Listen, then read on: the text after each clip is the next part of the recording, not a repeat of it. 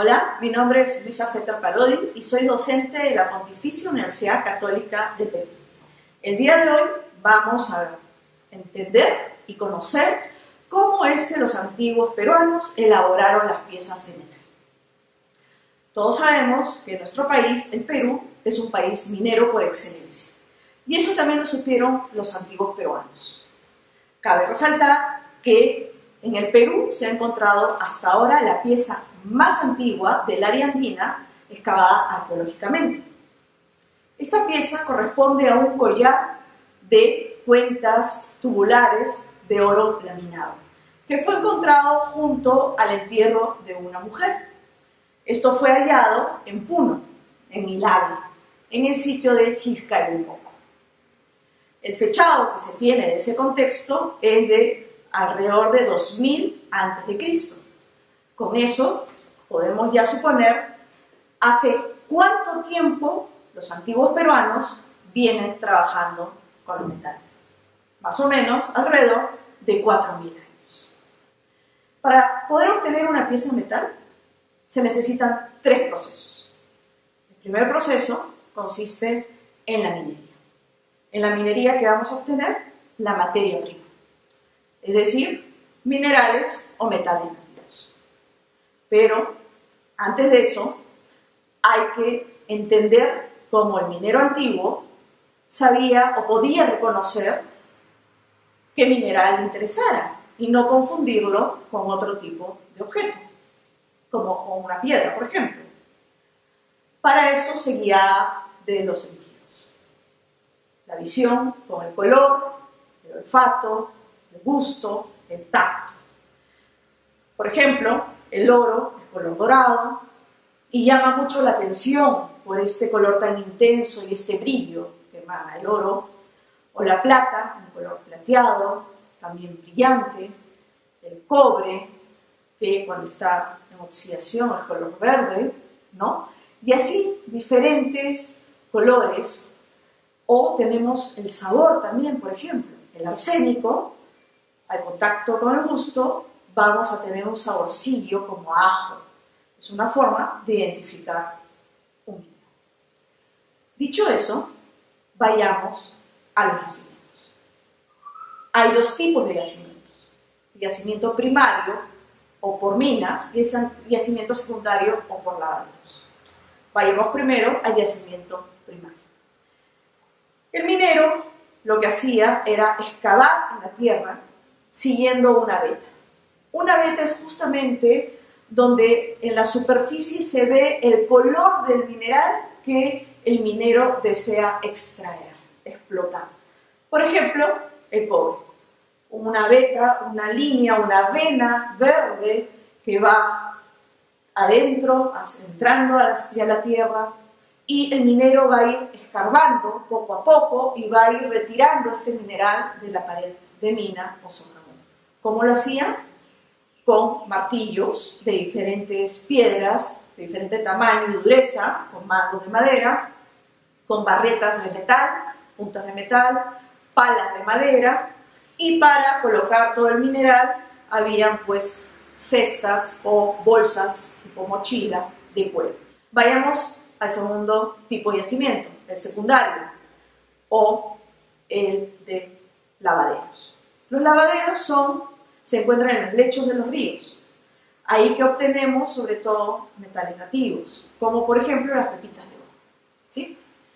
No sé si ustedes en algún momento han visto ese trabajo por medio de bateas de madera, de metal en la actualidad, que toma un poco de arena del lecho del río con un poco de agua y lo va moviendo. Como el oro es más pesado, es más denso, se queda en la base de la batea y más bien con el movimiento la arena va retirándose de la batea y así es como los mineros antiguos podían pues obtener la pepita. Entonces, el fin de este proceso, ¿cuál es? La obtención del mineral o el metal nativo. Aquí terminamos con el primer proceso, que es el de minería, es decir, la búsqueda de la materia prima. Entramos ahora al siguiente proceso, que es el proceso de fundición o de metalurgia, es decir, la transformación del mineral por el calor al metal. ¿Qué necesitamos para eso? Bueno, están los talleres de fundición. En los talleres de fundición se encontraban los hornos de fundición. Estos hornos eran de dos formas, unos excavados en la tierra y otros más bien construidos sobre la superficie. En ambos casos estaban hechos de arcilla refractaria que permitía resistir altas temperaturas. Se tiene conocimiento que podían llegar estos hornos hasta 1300 grados centígrados. ¿Dónde se ubicaban estos hornos, estos talleres en general? En la cima de los cerros. ¿Por qué? Porque en la época precolombina no existía el fuelle, como existía en Europa, por ejemplo. Pero entonces, ¿cuál era la forma que tenían los antiguos peruanos de avivar el fuego de los hornos? Era por medio de unos tubos de caña que en la punta se encontraba una tobera o una punta de cerámica refractaria, la que iba a estar en contacto con el fuego.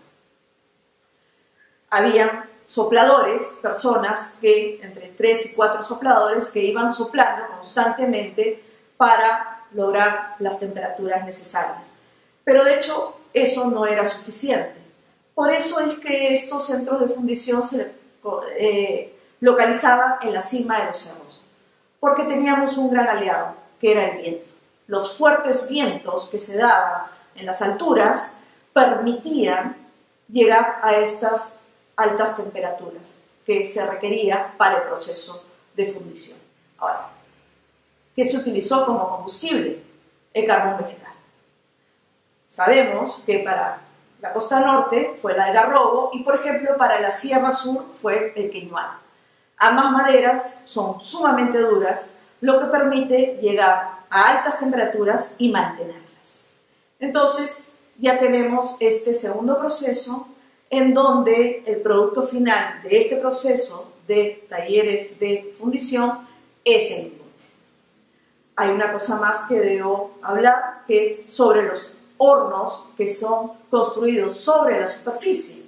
Estos hornos, llamados huayras, han sido descritos por los cronistas en sus crónicas, donde relatan la historia del Perú.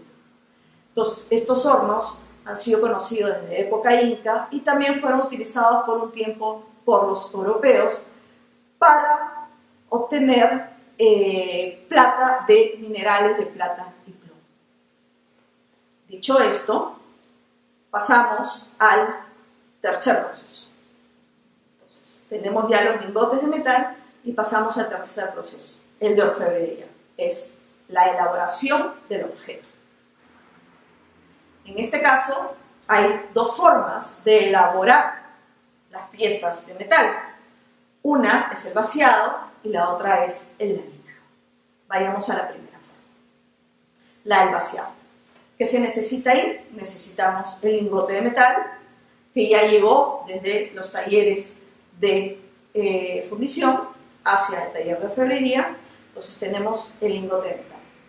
El lingote de metal necesitamos llevarlo a un horno para volverlo a estado líquido. Al tenerlo en estado líquido, lo vamos a verter a un molde de arcilla, por ejemplo, con una forma o figura predeterminada. Vertemos al molde este líquido, esperamos a que solidifique y luego rompemos el molde y obtenemos la figura que el orfebre ha creado en dicho molde. Y así obtenemos una pieza sólida de metal. La otra forma de elaboración de piezas es por medio del laminado. En este caso, volvemos con nuestro lingote, el cual vamos a ir martillando, laminando, es decir, deformando plásticamente hasta obtener una lámina de un grosor y tamaño determinado. Se martilla, se lleva al fuego, se regresa a la mesa y así sucesivamente. Ahora, estamos hablando de martillar, pero ¿cuáles eran las herramientas que se utilizaban para esto? Eran diferentes piedras de diferentes tamaños, durezas, formas. Cabe indicar que el orfebre fabricaba sus propias herramientas. Y por lo tanto, estas piedras, que no tenían ningún tipo de mango, se adaptaban muy bien a su mano. Además, tenemos el lingote, que era el que iba a ser laminado, que se colocaba encima del taz o yunque, que era otra piedra muy lisa, la superficie muy lisa y muy plana, donde se procedía a realizar este martillado o deformación plástica. Pero habían otros implementos, otros instrumentos de orfebrería. Por ejemplo, no teníamos las tijeras en la época antigua. Lo que teníamos era cinceles de corte. Entonces, con esos cinceles, al tener ya la lámina del grosor deseado, agarrábamos el cincel y con ayuda de otro martillo íbamos cortando la lámina para darle la forma requerida. También había otros tipos de cinceles que se utilizaban para el repujado, para el cincelado, es decir, para plasmar la iconografía con la que iba a decorar la pieza de metal. Además tenemos punzones y buriles también. Nosotros asociamos el metal dándole un valor económico, mientras que en la antigüedad era algo totalmente distinto. El metal se asociaba con la naturaleza, con el brillo del sol, los diferentes tonos de un amanecer, los ruidos de los animales o del viento o de las hojas caer del árbol. Todas estas asociaciones eran repetidas en las piezas de metal, que en algunos casos llevaban algunos colgajos que producían ruidos al ser llevados por su portador, o las diferentes aleaciones permiten también diferentes sonidos o permiten diferentes tonalidades o colores. Entonces todo esto era plasmado en estas piezas de metal. Y como piezas de metal podemos hablar nuevamente de la señora o lideresa de Cao, que en su tumba estaba acompañada, como dijimos al principio, de una gran cantidad de objetos de metales. Varias decenas de narigueras de oro acompañados con plata, que tenían colgajos que también iban a producir sonidos. ¿Por qué también es importante este tema del oro y la plata? Hay que también entender esta cosmovisión andina en cuanto a su relación con los astros, el sol y la luna. El sol era relacionado, el dios sol era relacionado con lo masculino, con el día y con el oro. La luna era relacionada con la noche, con la plata y con lo femenino. Y estos dos metales sobre todo estaban relacionados con la élite gobernante. En este caso, la señora de Cao. Por eso los objetos que acompañan a esta señora son justamente de oro y de plata. Es así que con esto terminamos el cómo elaboraban los antiguos peruanos las piezas de metal.